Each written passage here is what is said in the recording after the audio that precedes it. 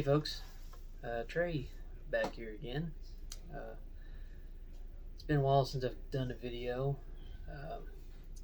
Here recently I gave myself an injury on my finger. I smashed my middle finger here, and it's been hard to play. And I took a little time off from playing and for it to heal up, and I'm going about 80 to 85% now. But this is probably just maybe the second time I've been able to play since the injury, and so thought I'd make a video or two, maybe more than that, here this week. And this video I want to talk about. Been getting a lot of questions from this, but what this is. And I'm not sponsored by the company that makes this. Not sponsored by any company.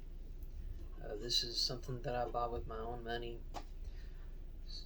and I've had this particular device since 2016.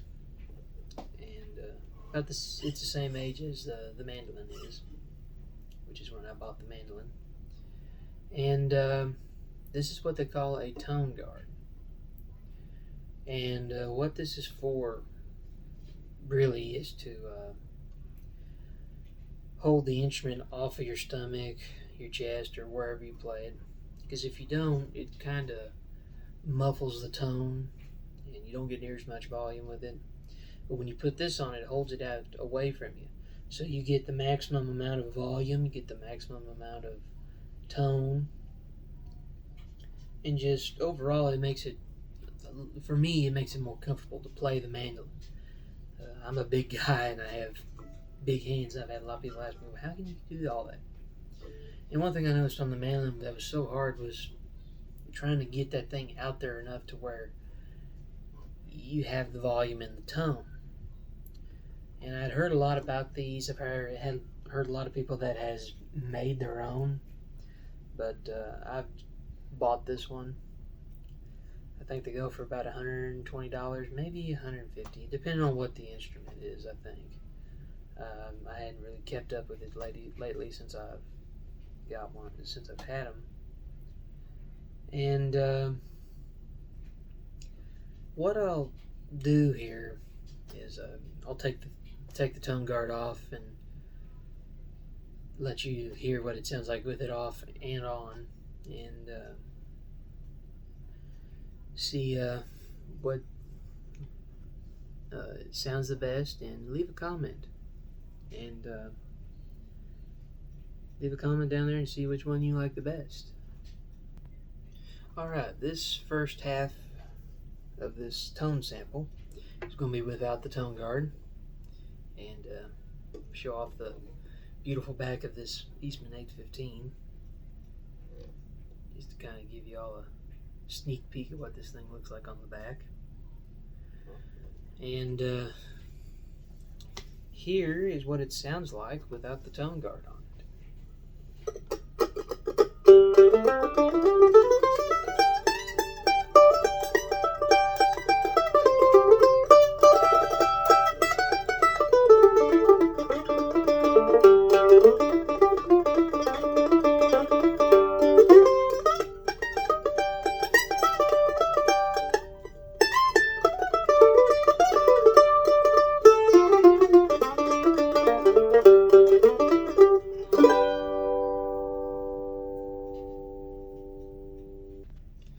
Alright, now this half of the tone sample, we're going to, there's the back again, but we put the Tonegaurd back on the instrument.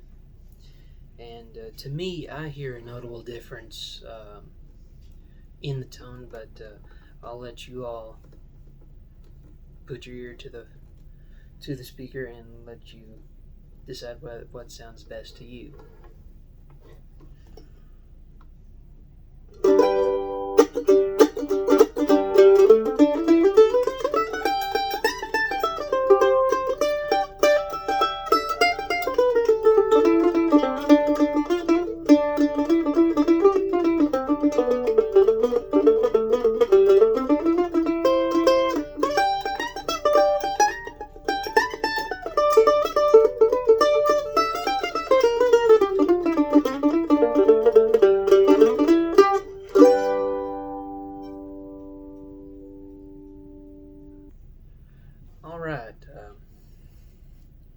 that was the tone of them, of the mandolin with and without the Tonegaurd.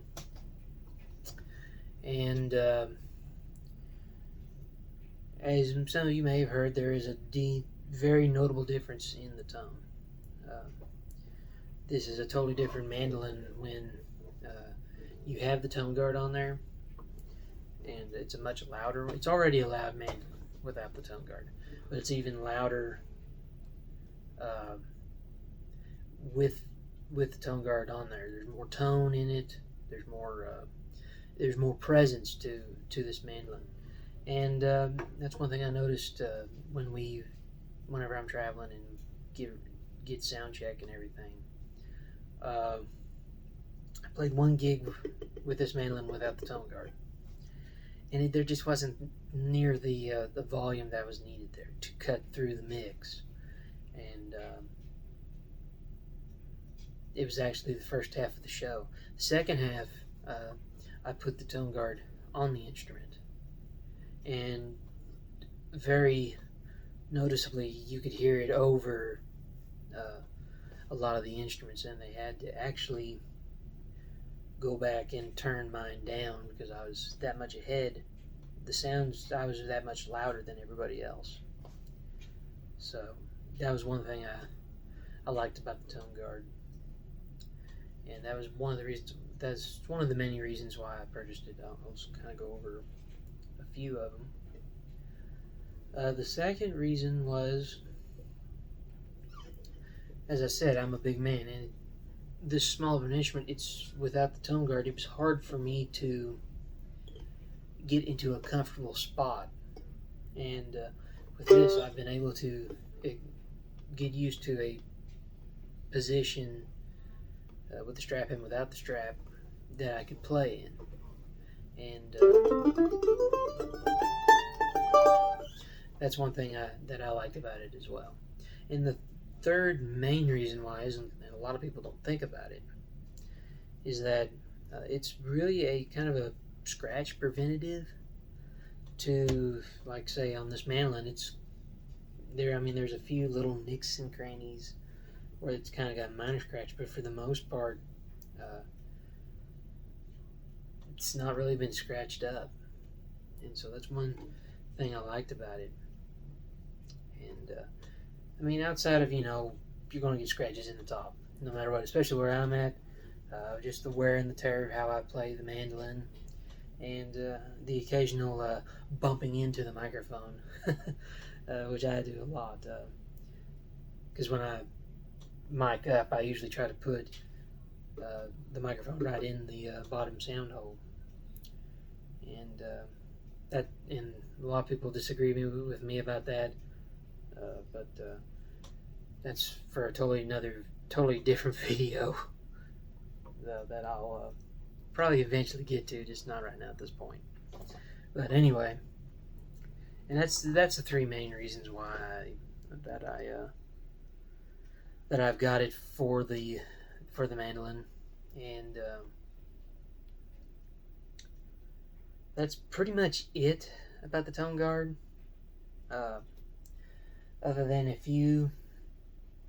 I'm not saying that you have to have the Tonegaurd, but I would highly recommend getting one, mainly because it really helps, like I say, with the tone,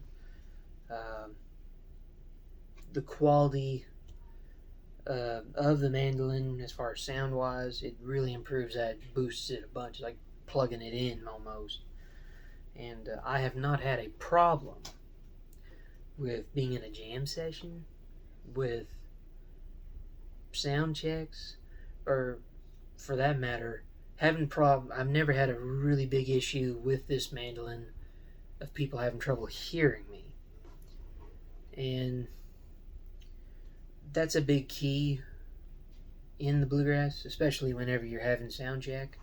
You want to be able that instrument to cut above, let's say, the fiddle or the banjo, which is already loud instruments. And a mandolin is naturally loud already. And you want to be mindful of that, because you also have instruments like the bass and the guitar, and sometimes the fiddle, depends on how they play. And many other instruments that are softer, because you don't want to overpower them and be like, oh, I'm the great player, and just be stuck out there like a sore thumb. You want to be as delicate with it as you possibly can, but yet at the same time, they ought to be able to hear you. Jam sessions, you need a loud instrument for the occasion, and I don't. A lot of people say to pick hard, and there's a place to pick hard in times, but there's other times where you don't have to pick nearly as hard. Because if you constantly pick hard, you lose some of that tone.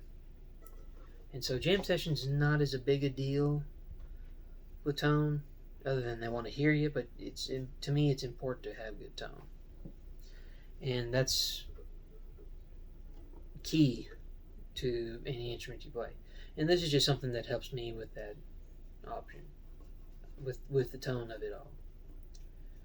And you just have to try it for yourself. Either ask somebody if they can try it on your mandolin, or if they don't want to,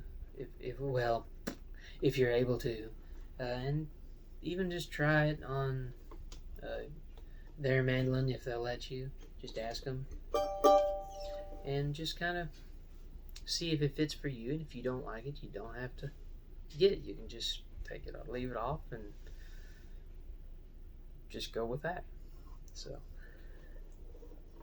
but thank you all for watching. Please like and subscribe and leave a comment. I'm slowly getting over this injury, and as I get healed up, maybe I can get some more videos out there. So thank you all for watching. We'll see y'all down the road.